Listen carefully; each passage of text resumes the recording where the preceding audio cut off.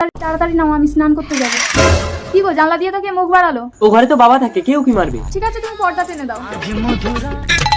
হ্যাঁ বাবা, পর্দাটা টেনে দিল রে। হ্যাঁ, পরে হবে, আমি এখন স্নান করতে যাচ্ছি।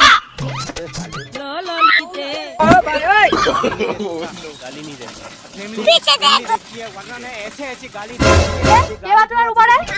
আমি গো বৌমা, কেন? গাছে একটা পেয়ারা পেকেছে তাই পারতে উঠেছি। বাথরুমে ছাদ নেই, আপনি উপরে থাকলে আমি স্নান করবো কি করে? কোনো সমস্যা নেই বৌমা, তুমি স্নান করো। কই গো, বেরিয়ে এসো তো। কি হয়েছে ময়না? দেখো না, আমি স্নান করছি, তোমার বাবা বাথরুমের উপরে উঠে দেখছে। কই? এক্ষুনি তো ছিল, কোথায় গেল? তোমার সমস্যাটা কি বলো তো? তুমি কি আমার বাবাকে তাড়াতে চাইছো? তুমি আমাকে অবিশ্বাস করছো? আরে চুপ করো, বাবা শুনতে পেলে খারাপ ভাববে। আমি ক্লাবে যাচ্ছি। रुको जरा। বাবা, আজকের মতো বাল বাল বেঁচে গেছি। কি হলো, আপনি আমার ঘরে কেন আর দরজা বন্ধ করলেন কেন? আসলে বৌমা, তোমার শাশুড়ি তো মারা গেছে। কি হয়েছে ময়না? দেখ না খোকা, তোর চরিত্রহীন বউ একটা বৃদ্ধ মানুষকে টেনে ভেতরে ঢোকাচ্ছে। মিথ্যে কথা। কিছু বলতে হবে না। আমি ঘরে মোবাইলের ক্যামেরা অন করে রেখে ক্লাবে গেছিলাম।